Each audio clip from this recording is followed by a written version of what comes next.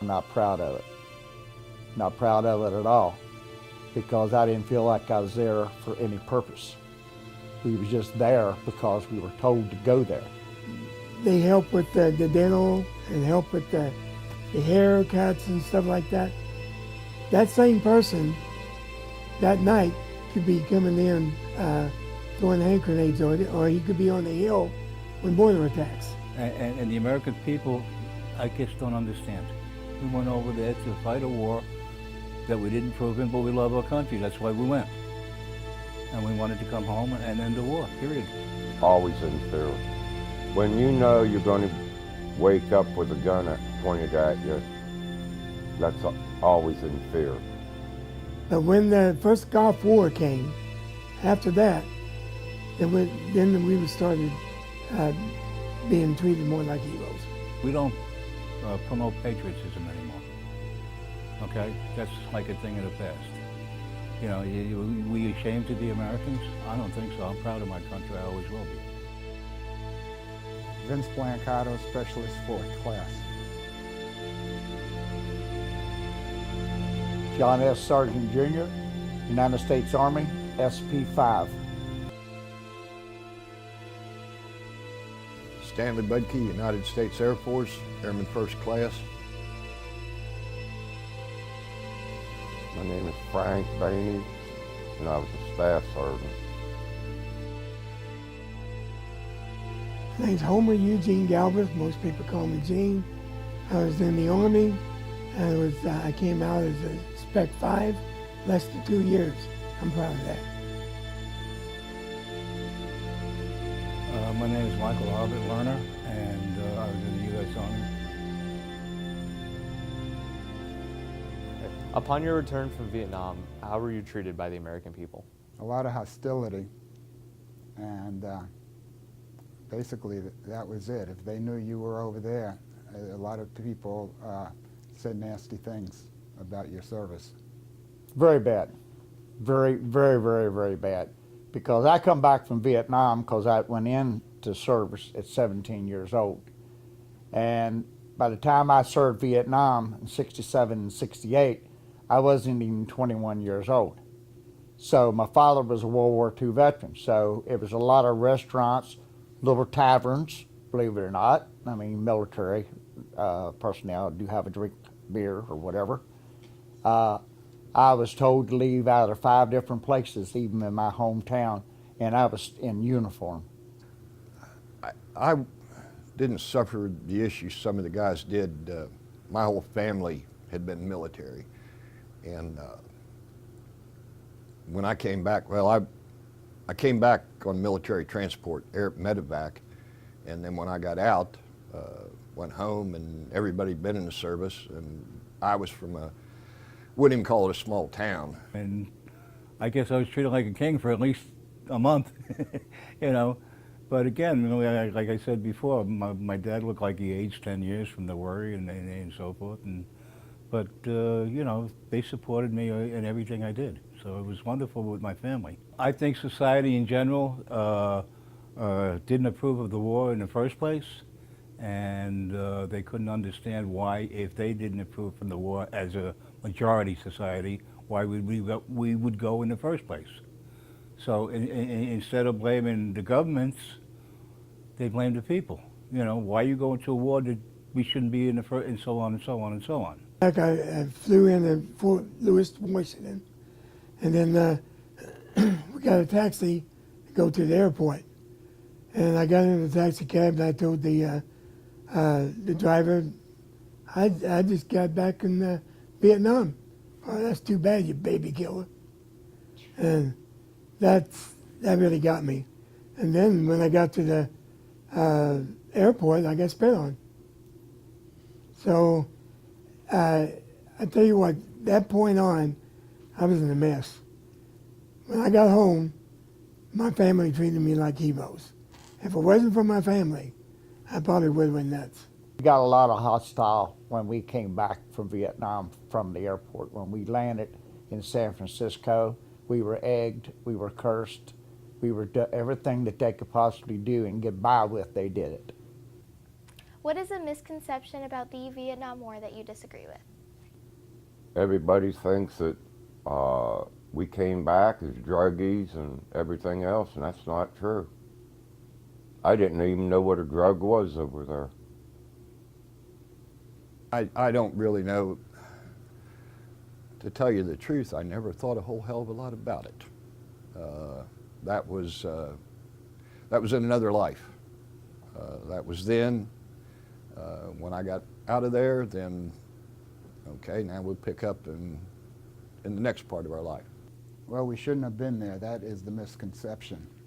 We were there to fight against communism, although we were invading the country, and they were better off under their own mind under communism. All they wanted was their oxen, their water buffalo, their family, and their farm. They, it was the imperialists that wanted the money from the U.S. What was the activity that you performed during the war did you think was the most effective? I was a topographic surveyor back in '68. The maps of Vietnam were made by the French in the late 1800s and the early 1900s.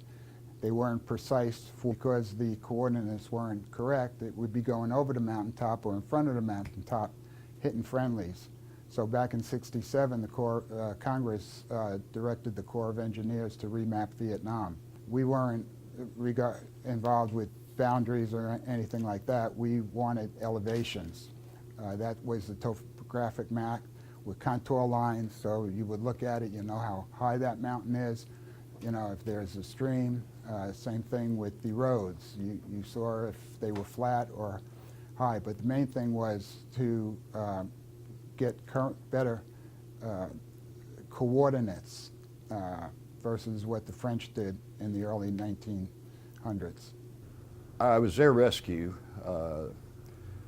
Most of what we did was pull out down pilots, that type of thing, sometimes forward air controllers, but I'd have to say pulling out down pilots. People that shot them down knew where they were, and they wanted to get them, and we'd either have to get them out of there or they wasn't going to last long. Toting a 60 machine gun. Discuss the diet and rations provided for you in the war. I guess it depends on where you were. If you were out in the field, you had sea rations, and you know, you lived on coffee and cigarettes. You didn't live on much else. The type of food, well, most of it, we never knew what whole milk was, because in Vietnam, very seldom that you ever got a whole milk, on account of the milk that they put in there that we could drink was made specially for Vietnam, so it wouldn't spoil, so it had very, very little calcium in it. Not much fresh meat.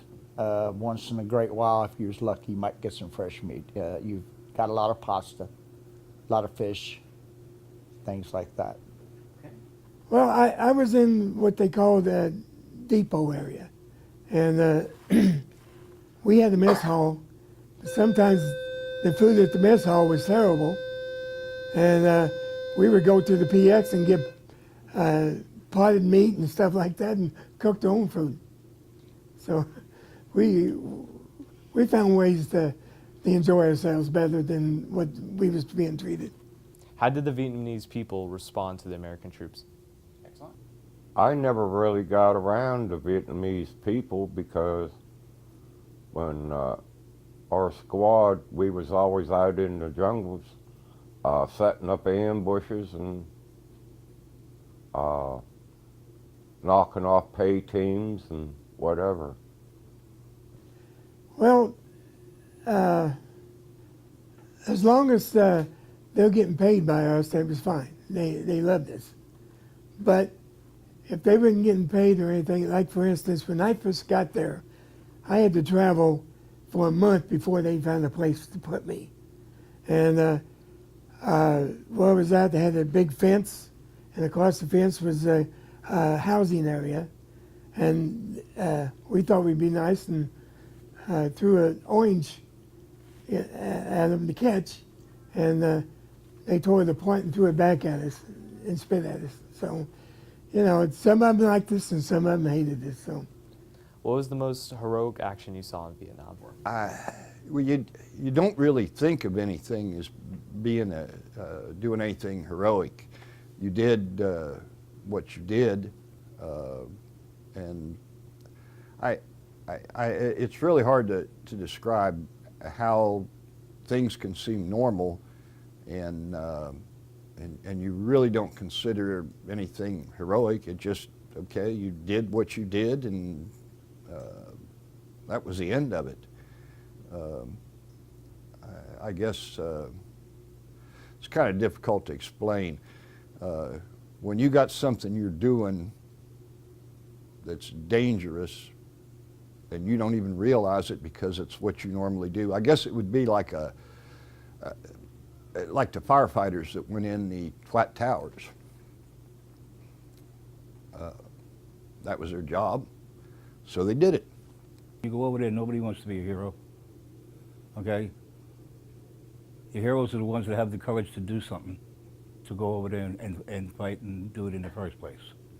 There are heroes that, you know, got medals and stuff, but we didn't go over there for that. We went over there to fight a war that we didn't prove in, but we love our country. That's why we went.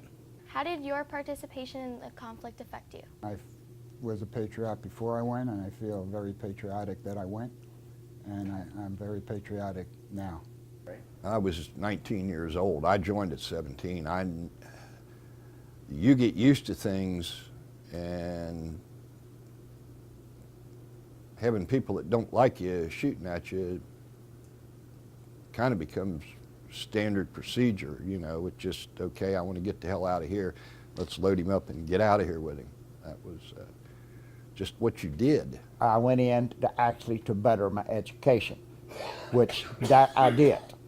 I was able to go to the military, and when I come back from Vietnam, I took my GED. I took 2 years of business college course, and also once I come back from Vietnam, I got married, and I opened my own business, refrigeration and air conditioning, which the military taught me. Without the military, I'm going to have to say, I probably wouldn't have amounted to nothing. I'd have probably still been working in service stations or factories or something like that. So I thank the government for that issue. Being where I was from and the type of family, and most everybody I knew had been in the service. All my relatives, my uncles, most of the neighbors had been in the service one time or the other. Mostly then was World War II or Korea. And it really, me being over there didn't have any effect on them. But what did change me was politicians. That I changed my mind real heartily. I had a bad taste in my mouth for politicians then, because I kind of blame them for myself. I kind of blame them because you look how many thousands of men we lost, and you asked why. And I always say, because I always say that it was a political war. Having people that don't like you shooting at you kind of becomes standard procedure. You know, it's just, okay, I want to get the hell out of here. Let's load him up and get out of here with him. That was just what you did. It affect me, what I'm doing right now? As a human being from all these years, yes. I don't really like it. I don't discuss it, but today I did do it. I never discuss it. In fact, at one time a psychiatrist wanted me to discuss it, and I wouldn't do it. And he asked me, he said, well, what, you got a CIB? And I go, yeah. He said, oh, that's good, that's good. And I said to him, I said, what about my Bronze Stars? He says, dime a dozen. I smacked him in the mouth and walked out the door. Well, I think I went in as a young punk kid, and I come out as a man with a different perspective. I mean, I seen life differently. You know, even coming home, it wasn't a bundle of joy coming home either. You still had to work, you still had to have a job, you know, and take care of the family, and you made you appreciate what you had even the more.